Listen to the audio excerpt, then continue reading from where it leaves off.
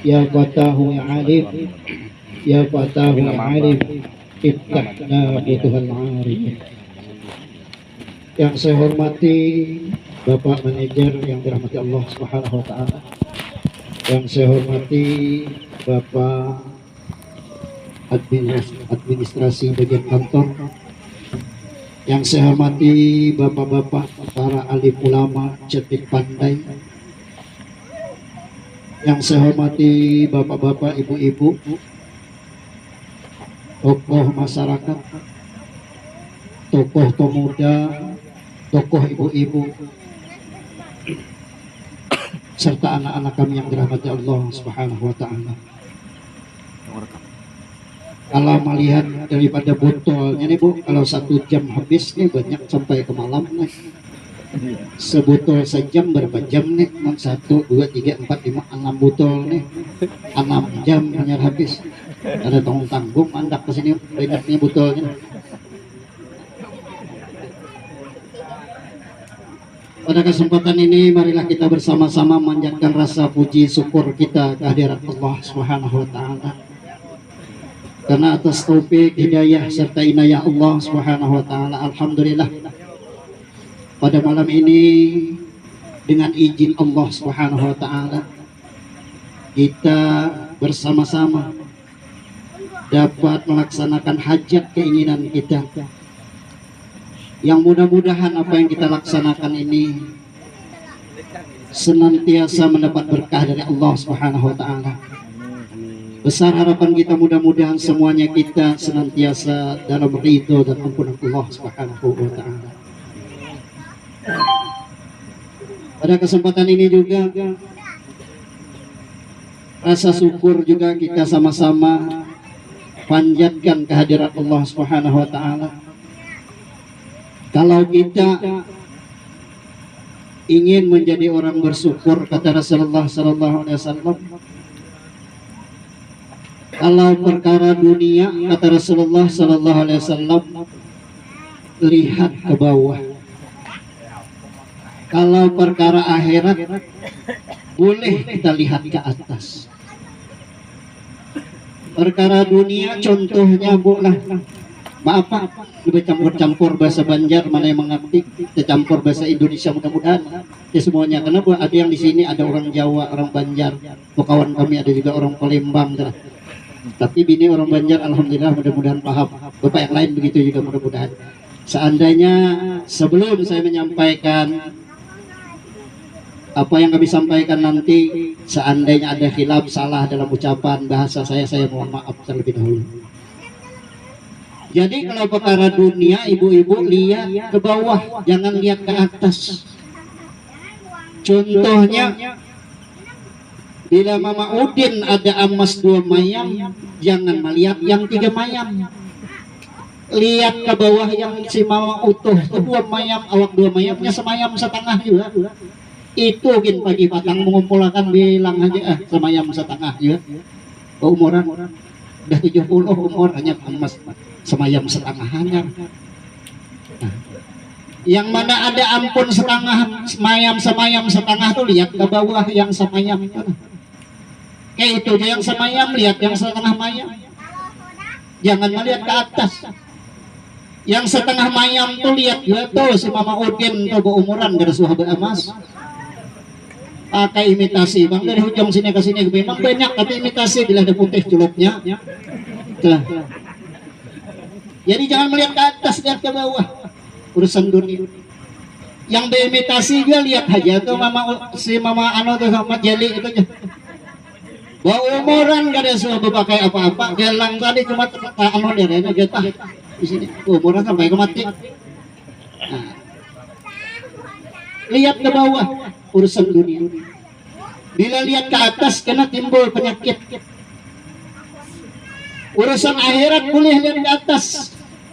Puja Rasulullah supaya kita syukur, timbul rasa syukur di hati. Bila tahun ini Bang Karno nyembelih kambing, esok mendapat kita nyembelih lampu. Nah, karena ini urusan ibadah kepada Allah.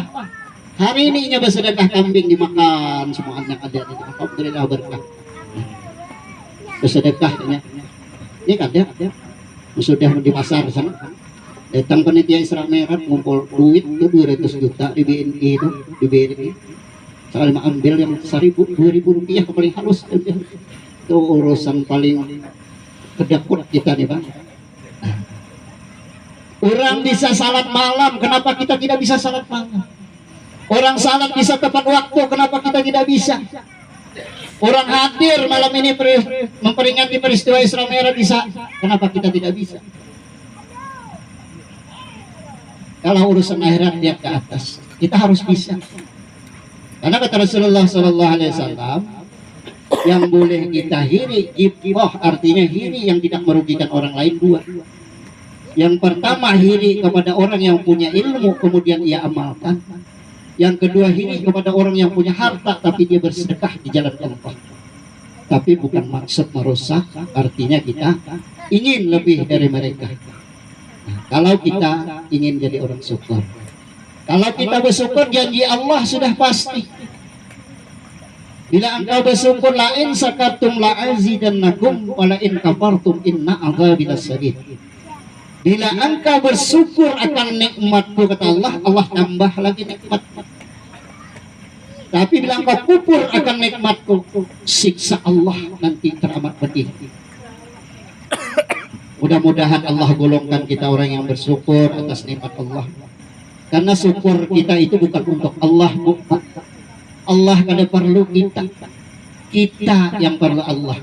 Seluruh dunia dari timur ke barat kada menyembah Allah. Allah tetap tahtanya, Allah tidak turun. Cuman kita yang rugi. Kita sebagai hamba yang rugi karena kita butuh dengan Allah Subhanahu wa taala. Kita kada bersyukur semua Allah Maha Kaya. Allah tidak butuh kita, kita yang butuh dengan Allah.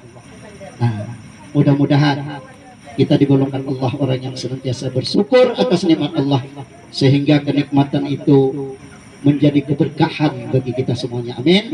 Ya Allah ya Rabbal Alamin.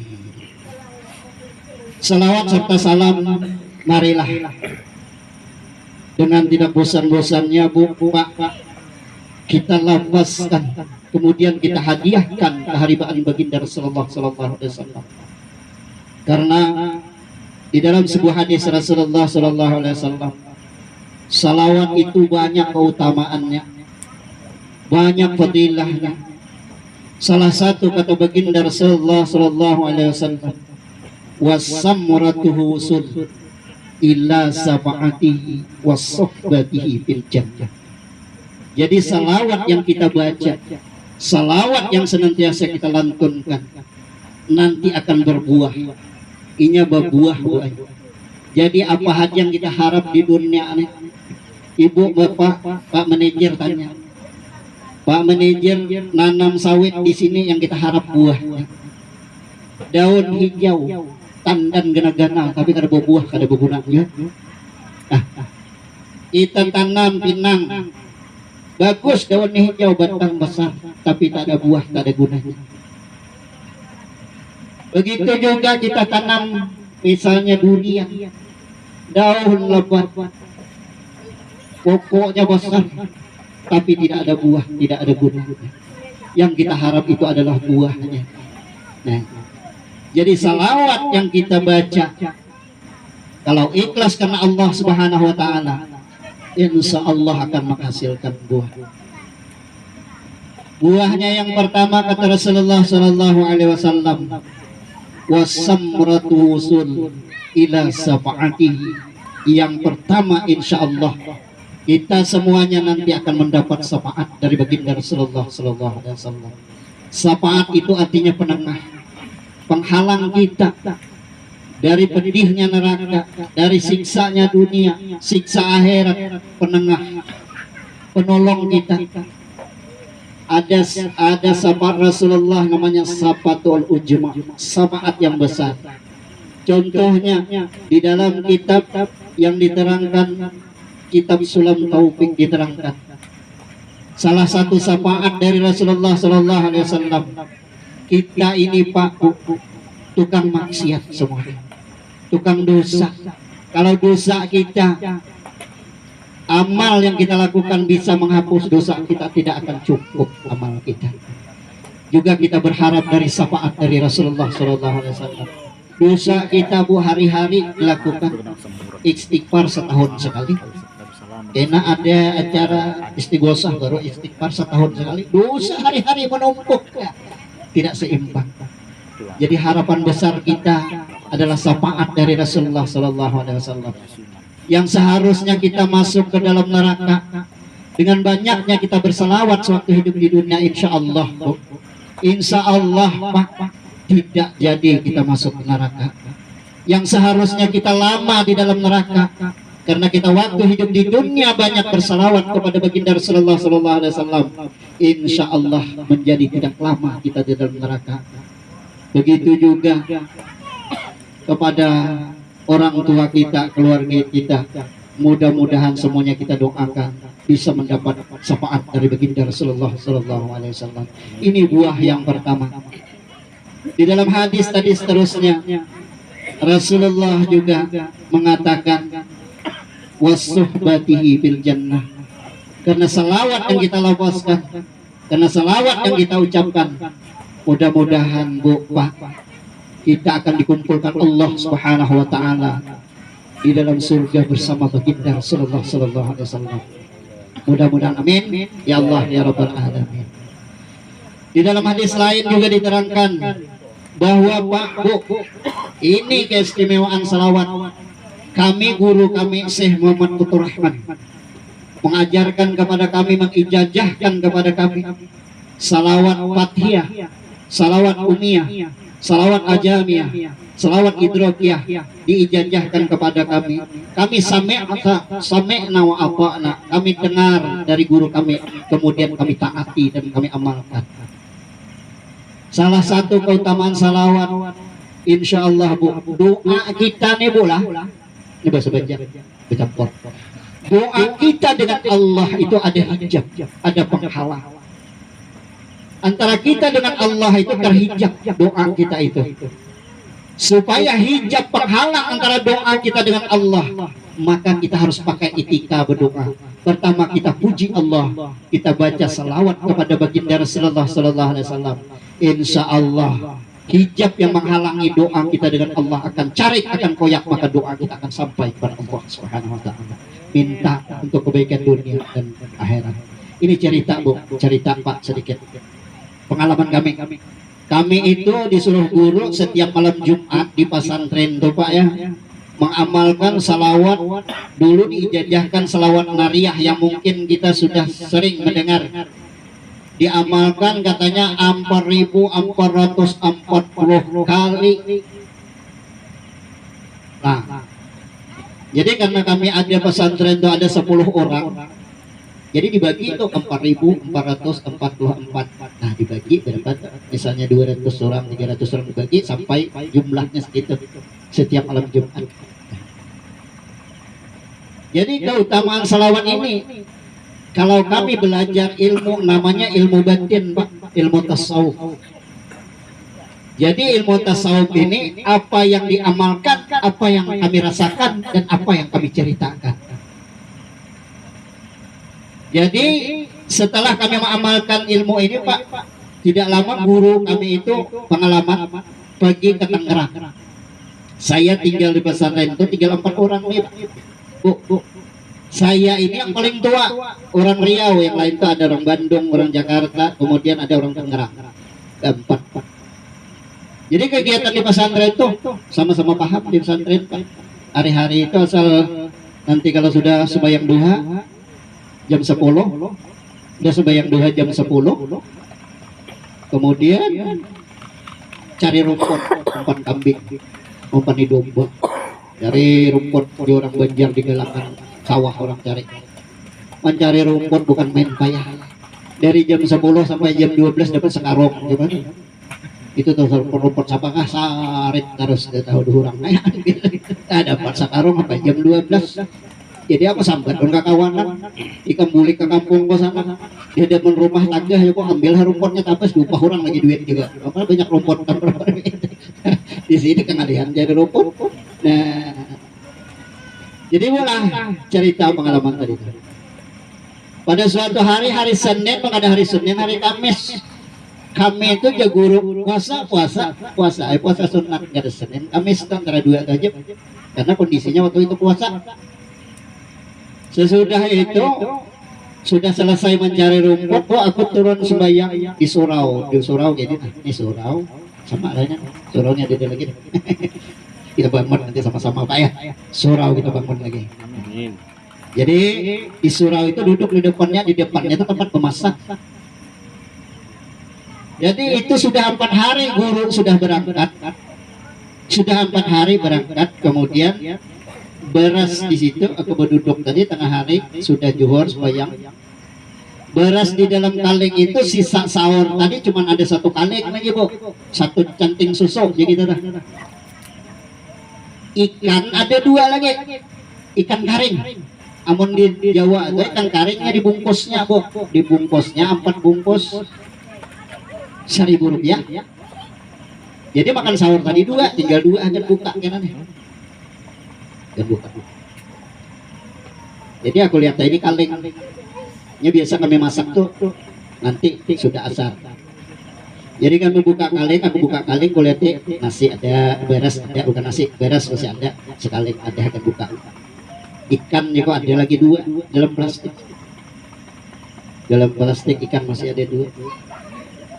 Ya aku tadi berpikir nyamannya di rumah ikannya ada 4 cukup cukup seorang, ini 2 gimana deh? Ya kok dipaksa begitu ya? Kalau dia ada 4 masuk aku kan orangnya 4, 1 orang 1, ini paksa bagi 2 aja enggak? Iyalah, enak aja lah pikirkan. Sudah itu tidur, zuhur, bangun asar. Duduk lagi Bu di teras masjid tadi. Sekali duduk Bu ya, maaf. Ada kucing membawa ikan 2. Aduh juga kucing nih orang mencari 2 dimakannya pulang nih tadi dah. Sekali kok ngejar kucing dari Bu ya. Mana mandak kucing dari Bu ke ikan tadi tah. Ambil lah. Apa dia kucing mandak pada bawa dibuka biasa kucing cium telinganya. Ajar pacul. Ingat ya dia endaknya. Coba harus daya apalagi kucing punya hendak banget tuh cium telinganya. Jangan lepas tidak ada di endaknya. Apa ambil yang 2 tadi aku buka kaleng gue sering aku buka kaleng gue tatap aja 2 itu kaleng tadi kucing membawa 2 ini dari mana aja konek. Nah itu masa Tuhan lagi bawa salawat gue banyak tadi rupanya kucing itu dari mana kamu bawa gue kada tahu juga apa itu cerita nyata tuh kada berbual kok kisah nyata. Jadi di situ satu bukti bahwa doa kita kalau kita bersalawat itu dikabul Allah. Karena waktu itu yang aku minta cuma ikan karing. Coba aku minta emas, coba 2 kilo nyamannya menaga emas, ya kan? Nunggu cincin ya kok. Rupanya ikan karing waktu itu aku perlu cuma datang ikan karing 2 gue. Ibu banyak yang salawat. Insya Allah jangan ikan karing, hendak apa aja Allah kabulkan. Amin. Hendak surau dibangun, insya Allah banyak yang salawat. Salawat insya Allah. Itu cerita nyata, bukan cerita dari orang. Belum ditulis lagi ceritanya tuh. Mudah aku mati catat tulis sebuah itu satu. Itu kisah nyata pada membuat keutamaan salawat. Ibu-ibu, bapak-bapak yang dirahmati Allah Subhanahu wa taala. Jadi pada malam ini kawan tadi ya. Jadi aku tolak ke sini. Ustadz ini kayak apa aja orang ampihan udah bulan Isra Mi'raj bulan Rajab habis sudah kayak apa amun anak Isra Mi'raj pulang apa ya puasa tahan aja seminggu setiap berkumpul ada apa-apa kita Isra Mi'raj ini yang kita adakan di sini mengaji Al-Quran dalam silaturahmi yang ada di sini anak tiap minggu ada apa-apa asal tahan dia karena dibalik kambing tiap minggu ada apa ada menunggu bulan Rajab tidak ada apa-apa kan seminggu sebelumnya kambing berkumpul pulang acara apa ngarannya yang penting ada mengaji ada tausiahnya ada silaturahminya. Nah silaturahmi itu banyak keutamaannya, salah satunya ya Rasulullah memanjangkan umur kemudian dinya menambah rezeki. Nah kayak malam ini namun di kampung belum tahu ada di rumah seorang yang pada datang sini nih ya rezekinya dia udah umur panjang insya Allah itu rahasia Allah. Umur panjang Kata para ulama bisa dua versi. Yang pertama, umur yang seharusnya 60 dibatasi Allah, bisa aja Allah lebihkan umur kita, itu kuasa Allah. Yang keduanya, umur panjang itu artinya setiap napas, setiap umur yang kita manfaatkan itu lebih banyak kebaikannya daripada keburukannya. Itu umur panjang, umur kita yang miliki itu berkah. Nah, itu silaturahmi. Jadi pada malam ini juga, walaupun sudah lewat, kita masuk bulan Sa'ban, kita peringati lagi peristiwa Isra dan Mi'rajnya baginda Rasulullah Sallallahu Alaihi Wasallam. Karena dengan peringatan Isra dan Mi'raj ini, salah satunya yang teramat penting bagi kita semuanya kaum muslimin, menambah keyakinan dan keimanan kita kepada peristiwa yang mustahil secara akal, tapi secara iman kita yakini itu benar-benar terjadi pada Rasulullah Sallallahu Alaihi Wasallam. Ya, jadi agama ini Pak bukan sebatas akal. Kadang tidak masuk di akal. Kayak peristiwa Isra Mi'raj, akal tidak masuk, tapi kita yakin bahwa itu benar terjadi, ada ayatnya, ada hadisnya yang menerangkan. Jadi dengan keimanan, jangan jadikan akal panglima, jadi keimananlah di depan. Kemudian akal kita menyaring, insya Allah nanti akan ketemu. Kalau kita mau buktikan dengan logika akal, bisa Isra Mi'raj ini Pak. Nah, contohnya begini. Kemarin Pak, saya ada ceramah waktu malam Kamis tadi di Cuncung luar. Jadi waktu saya ke Cuncung tadi Pak, sebelum sampai ke pelabuhan nih cerita ya Pak. Cerita ada samut di masjid tempat TPA kami mengaji, itu samut berjalan-jalan. Alih-alih samut tadi masuk ke kantongku sini nah. Sudah masuk ke kantongmu tadi Bu Ai. Sekali dicuncung masih ada samut tadi Bu umpat. Amun kita pikir pun samut berjalan sulangan, boleh sampai ke sana 40 hari 40 malam mau sampai samut dok. Nah, sampai tolong ampas dibuling pulang, udah tolong ampas buling pulang kali sampai ke cuncungnya. Nah, tapi karena samut umpat wan aku tadi sampai di situ naik punggung sampainya. Nah, jadi begitu peristiwa Isra Mi'raj tadi. Karena yang memperjalankan itu Allah, bukan berjalan sorangan. Atas kuasa Allah bisa. Samut tadi masuk ke alam manusia, masuk ke punggung, masuk ke kantong baju, sampai ke cuncung. Coba suruh samut jalan sorangan, sampailah. Dia sampai samut tadi. Begitu logikanya Isra Mi'raj tadi. Karena Allah yang memperjalankan. Dan dia mustahil. Agama kita ini kita bisa buktikan dengan logika akal bisa, bukan gak ada masuk akal. Jangan bertengkar. Yang ini gak bid'ah, yang ini bid'ah, yang bukunut dia menyambat bid'ah masuk neraka. Yang kada bukunut masuk neraka ya, kesudahannya kada disebut yang masuk surga. Itu bertengkar hari-hari. Jadi dalam peristiwa Isra Mi'raj tadi, di dalam hadis Bukhari diterangkan dalam hadis 201 atau 211 kada salah, di situ bab salat diterangkan bahwa Rasulullah Sallallahu Alaihi Wasallam sebelum di Isra Mi'rajkan dari Masjidil Haram, subhanalladzi asra bi abdihi lailan minal Masjidil Haram ilal Masjidil Aqsa alladzi barakna haulahu linuriyahu min ayatina innahu huwas samiul basir. Sebelum Rasulullah melakukan perjalanan dari Masjidil Haram ke Masjidil Aqsa, kemudian ke Sidratul Muntaha menghadap Allah Subhanahu wa taala. Nah, di dalam hadis tadi diterangkan bahwa Rasulullah itu terlebih dahulu dibersihkan dadanya, dibersihkan hatinya oleh malaikat Jibril. Malaikat Mikail itu kan ambil air Zam-Zam, bersihkan hatinya tadi. Dibersihkan hati Rasulullah, dimasukkan ke dalam, diganti sifat-sifat yang buruk menjadi sifat-sifat yang baik, sifat ikhlas, tawadhu, rendah hati, sabar, dimasukkan ke dalam hati baginda Rasulullah Sallallahu Alaihi Wasallam. Jadi ini adalah satu pelajaran yang sangat penting bagi kita. Sebelum menghadap Allah, Rasulullah Sallallahu Alaihi Wasallam dibersihkan dulu hatinya. Kalau bapak-bapak, ibu-ibu ingin mi'raj seperti Rasulullah Sallallahu Alaihi Wasallam, kata guru mengatakan mi'rajnya kita adalah dengan perantara sholat. Kita bisa mi'raj dengan cara apa? Dengan melakukan sholat. supaya kita terhubung dengan Allah Subhanahu wa taala, supaya kita connect dengan Allah Subhanahu wa taala, tersambung hati kita dengan Allah Subhanahu wa taala. Maka yang pertama diajarkan dari peristiwa Isra Mi'raj ini, bersihkan hati kita, boleh. Bersihkan hati kita supaya kita tersambung dengan Allah. Macam mana anak sembahyang khusyuk, Pak? Di dalam hati ini penuh pinang, di dalamnya pinang murah, kelapa murah, sawit murah. Di sini, di dalam sini, mana bagian Allah lagi? Tidak ada lagi bagian Allah. Allahu Akbar, ya Allah, pinang murah. Beres sudah menukarnya. Di sini dalam hati ini, itu yang dipikirkan. Di mana bagian Allah penuh di sini dengan dunia.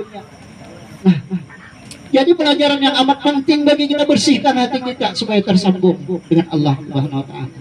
Tidak ada lagi di hati kita selain daripada Allah Subhanahu wa taala. Cara membersihkannya karena diajarkan oleh guru, kami menyampaikan insyaallah. Nah, karena di hati kita ini banyak penyakit. Salah satu penyakit yang paling berbahaya, penyakit yang paling kronis, kalau kita penyakit korek, korap, kudas, bawa aja ke dokter. Besok selesai, disuntik dokter berhenti, Pak. Bu.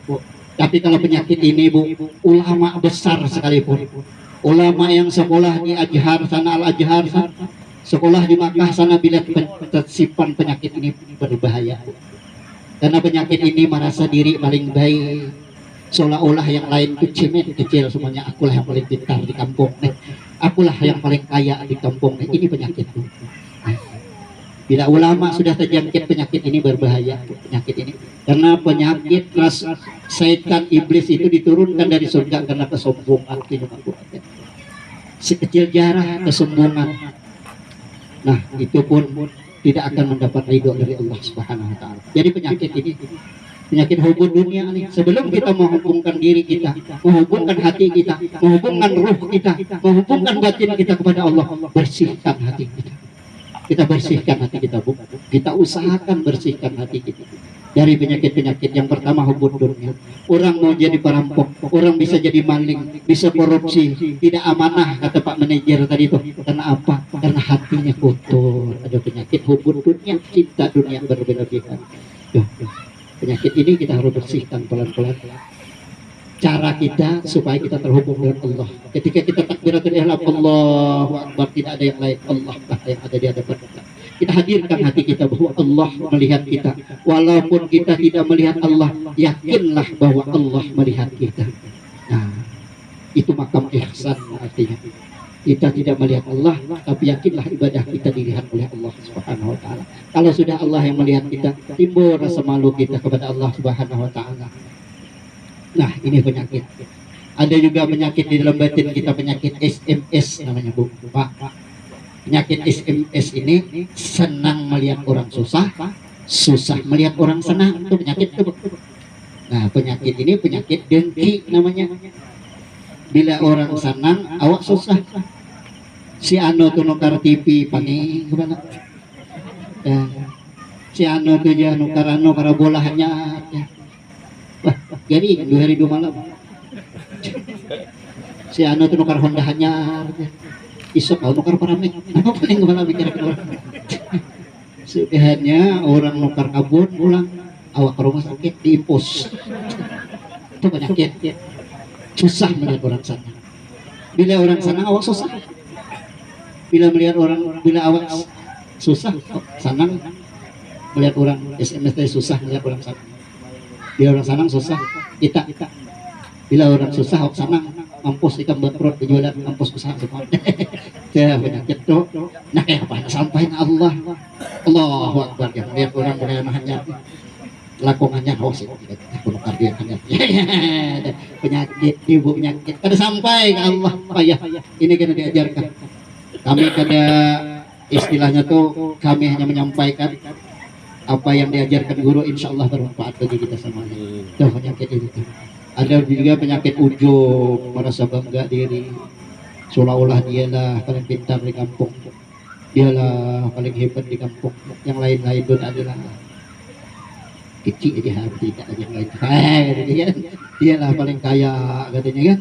Ya, itu penyakit. Ada yang riya dalam ibadah. Kemana kita mau sampai kepada Allah? Ada riya. Ibadah itu pada puas dilihat Allah, dan dilihat orang juga. Orang kada melihat ampih sembahyang. Mau disambati orang ampih juga sembahyang sama aja dia aja juga. Si anunya itu ya, surah-surah hari-hari aja. Dan kemudian itu ini jangan nyambati orang.